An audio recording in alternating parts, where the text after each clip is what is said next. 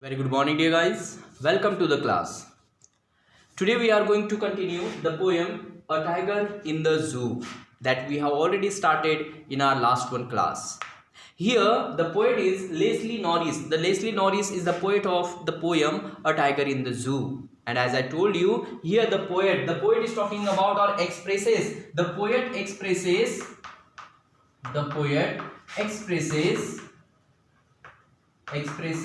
the agony and the helplessness of a tiger or of the tiger in the zoo okay, or caged in the zoo. And here we have done the first one stanza, okay. And in the first one stanza we have seen how the tiger is helpless. He cannot do anything except walking. And again, just few steps he can walk. Just few steps. Why? Because the area of the cage is limited. Yes. Besides, we have seen he walks there in his bright colored skin. Yes, on his soft paws. Okay, so at there again we have seen he has soft paws, so that he could not make voice. It could not make voice, which will help him to catch his prey. Yes, so the things we have seen already in our last one class. Today we are going to see the second one stanza. In the second one stanza, look at the first one word he. Here it is referred to the tiger in the jungle. Okay, tiger in the jungle. Okay, in the second one stanza. Second word is there lurking. Okay, lurking means hiding. Okay, hiding oneself so that, or hiding himself so that he could catch his prey behind the, means he is hiding himself behind the long grass so that he could catch his prey. Besides, look at the water hole, that means water body. Okay, water body, so anything can be there. Okay, like either pond, lake or canal. Okay, anything could be there, but it is water hole. But mostly lakes or pond in the jungles में जो pond होते हैं या lake होते हैं, that can be called here water hole. That means water body. Okay. Besides, again look at there plump. Okay, plump means fat. Plump means fat, and dear, you know better. So look at there the meaning. He should be lurking in shadow, sliding through long grass near the water hole where plump deer pass. So look at there in this stanza, the poet is talking about the tiger in the jungle. Okay, and says if the tiger is free in the jungle, if the tiger is in the jungle, if he is not caged, so what should he be doing? So here the poet says, if it is free, if the tiger is free, if the tiger is in jungle, he should be lurking in shadow. So look at there what he says. Here the poet says that if the tiger is free, if the tiger is in jungle, so he should be lurking. He should be lurking means he should be hiding himself. Behind long grass. Yes, lurking in shadow means in the shadow of long grass. Okay, shadow of trees, in the shadow of tree he should be lurking. And sliding means just walking slowly. Yes, sliding slowly through the long grass. Yes, why? So that he could catch his prey. So look at that, it is given there near the water hole where plump deer pass. Near the water hole. So look at what he should be doing. If it is in jungle, if the tiger is in jungle, he should be lurking, he should be hiding himself hiding himself behind the long grass near a water body, where a fat deer comes to drink water. Yes, that means here the poet is talking about what a tiger should be doing if it is free. If it is free, what he should be doing? वो क्या करता होगा अगर वो free होता, या क्या करता होता अगर वो फ्री होता? As it is as the tiger is in cage. If he had been free, he might have been catching his prey. He might have been hiding himself behind the long grass so that he could catch a deer which is coming there to drink water. Yes, so that is what here he says, or that is what here is talking about the tiger which is free. Yes, so the tiger which is free, he might have been lurking, he might have been hiding himself behind the long grass near a water body, where plump deer comes.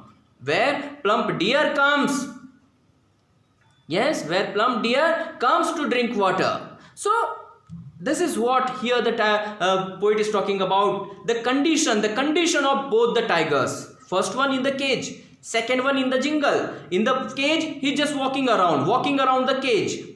Yes, helpless, in agony, sad, sorrowful. But here the tiger in the jungle is free, full of energy, full of strength, walking and hiding himself, trying to catch his prey. Means all the activities he was doing as he is in the he is in the jungle. Okay, now let's see the figures of speech there in this stanza, and the rhyme scheme again same as it was there in the first one stanza. A B C B figures, rhyme scheme is there. A B C B. Okay, A B C B. Look at their shadow, grass, hole and pass. Okay, so A B C B. Okay, this is rhyme scheme of the second one stanza. A B C B, rhyming words, grass and pass. Okay, grass, pass, rhyming pair, and A B C B, rhyming scheme. Okay, rhyming scheme, do write in your copy, okay, so that you could easily remember. Okay, next one, figures of speech. Look at there. He should be lurking in shadow. He should be again he. Okay, personification is there. Personification, as we have seen in the first one stanza, personification is there. The human quality is attributed to the tiger. Yes, actually here he, the pronoun that is used for human being is given to the tiger. Okay, the non-human being. So that's why it is personification. Then the next one is sliding through long grass near the water hole where plump deer pass. Okay, so look at the alliteration is again there. Plump deer pass. Okay, plump deer pass. Per sound. Yes, alliteration is there. Okay, alliteration is there. Plump deer pass. Per sound is repeated there. Okay, per sound is repeated there. Alliteration is there. Again, another one figure of speech that is very important, and that is enjambment. Enjambment, the figure of speech is also there. And as we know that enjambment, when a sentence is continued in 2 or 3 or 2 or more lines without using any comma, that means without any punctuation mark, that is called enjambment. And here look at there, sliding through long grass near the water hole where plump deer pass. Yes, so a sentence is continued in 3 lines. Okay, a sentence is continued in 3 lines without using any punctuation mark. So that's why it is enjambment. Okay, so these are the figures of speech that are used in the stanza. second. Okay, or stanza 2. Now let's see the stanza 3. The stanza 3. Okay, so what is there? What is there in stanza 3? He should be snarling around houses at the jungle's edge, bearing his white fangs, his claws, terrorizing the village. Okay, so here first of all again understand this is for the tiger in the zoo, sorry, in the jungle. Tiger in the jungle. Okay, again in the third stanza, the poet is talking about the tiger in the zoo. Okay, the poet is talking about the tiger in the zoo in the third one stanza. Okay, he should be snarling around, snarling. Okay, snarling. Okay, that means making sound, the terrorizing sound, warning sound, we can say warning sound that the tiger makes. Warning sound of tiger. Okay, we can say warning sound of tiger, that means snarling. Then bearing his white fangs. Fangs means sharp teeth. Fangs. Okay, sharp teeth of tiger. Sharp teeth of a tiger. Okay, terrorizing, yes, frightening the village. Then again, okay, all are bearing means uncovered.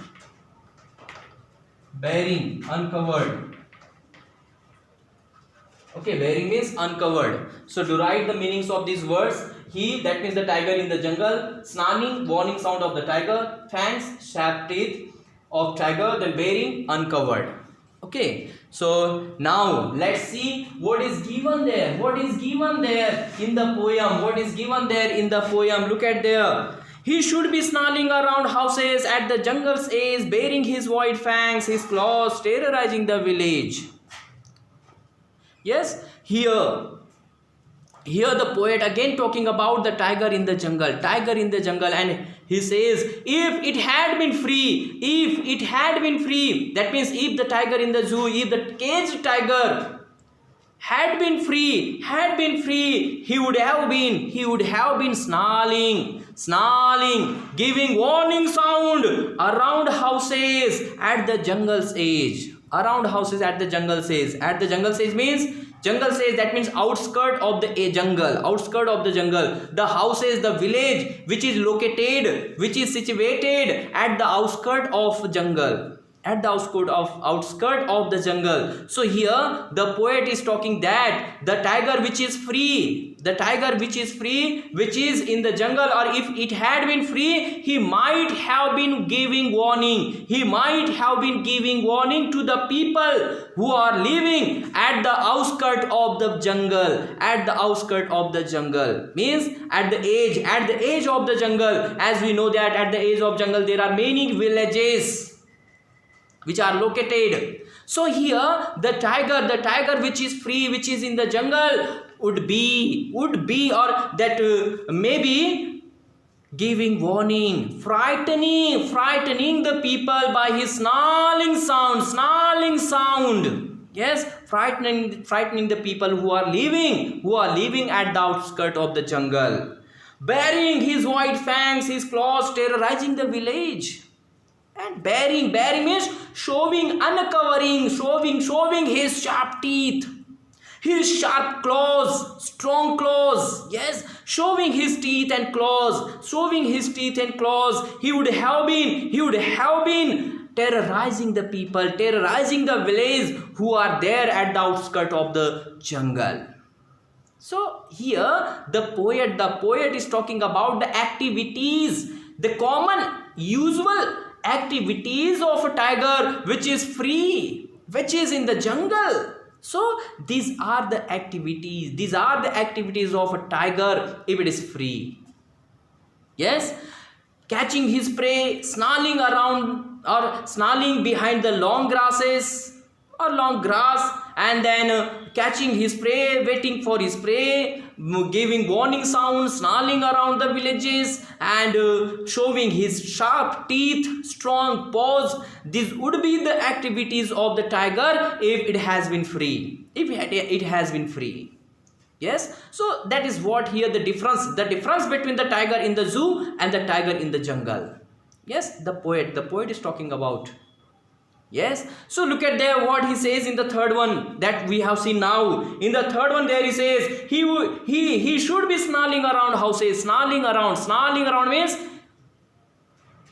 making his sound, the warning sound, the गर्जना, जिसे हम गर्जना कहते हैं. Yes, tiger की जो गर्जना होती है, roaring of tiger, that is called here snarling sound of tiger. Yes, so he should be snarling around houses. Houses means that are there at the outskirts of the jungle. Okay, bearing his white fangs and claws. Okay, terrorizing, frightening the village.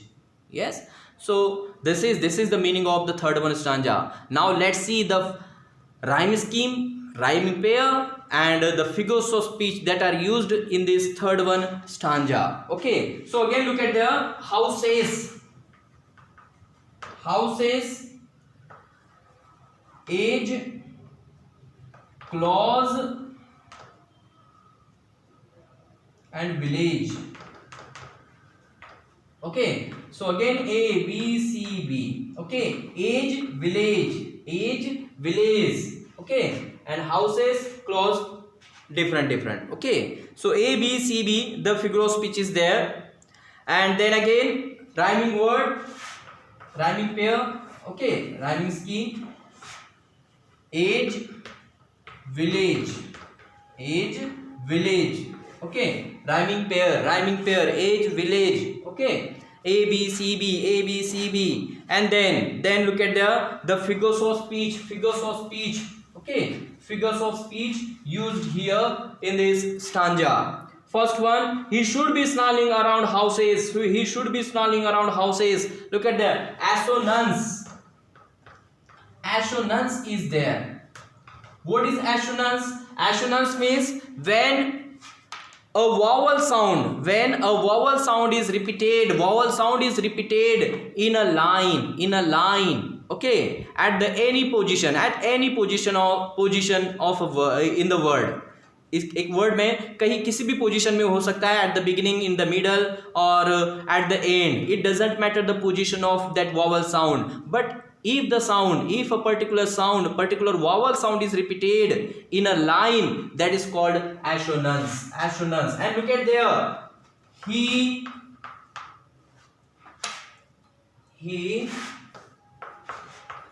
should be snarling around houses. Okay, he should be snarling around houses. So look at here, OU. The vowel sound, OU vowel sound is repeated here. Vowel sound, okay. Vowel sound OU. Okay, repeated. Vowel sound OU. Okay, as this one is repeated here, so it is called assonance is there. Okay, then bearing his white fangs, his claws, terrorizing the village. So look at there, again assonance is there. Okay, bearing his white fangs, his claws. Okay, so look at there, I is repeated here. Okay, repeated. I is repeated here. So as the I is repeated here, again assonance is there. Okay, then again the figure of speech, assonance. Then again onomatopoeia is there. Onomatopoeia, how? Snarling. Okay, snarling, it is sound word. Okay, sound word is there, and that's why it is onomatopoeia. Onomatopoeia is there, okay, in the third stanza. Okay, snarling, onomatopoeia, the sound word. Then again, what figure of speech is there? Okay, this consonants.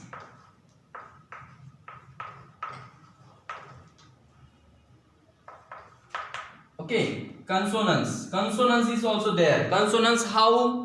As we know that in consonants what happen, when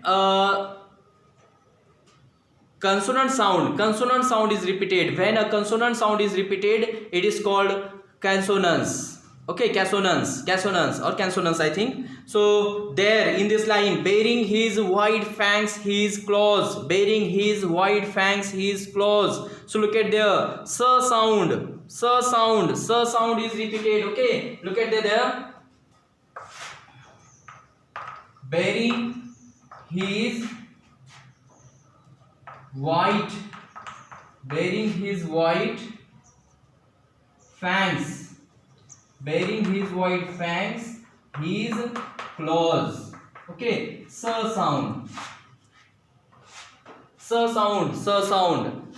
is repeated. Okay, and it is not in the beginning. At the beginning it is alliteration. Then anywhere in the word, किसी word में किसी भी जगह पे अगर कोई sound अगर repeat होता है, vowel sound, sorry, consonant sound, so it is called consonance. Okay, so this way, this again figure of speech is there in this line. So these are the figures of speech there in the stanza 3, which are onomatopoeia, then assonance and consonants. Okay, so these 3 figures of speech are there in the stanza 3. Okay, so dear guys, I stop myself here. The remaining part we will do in our next video lecture. So see you soon in our next video lecture. Bye bye. Keep watching the videos and enjoy the classes.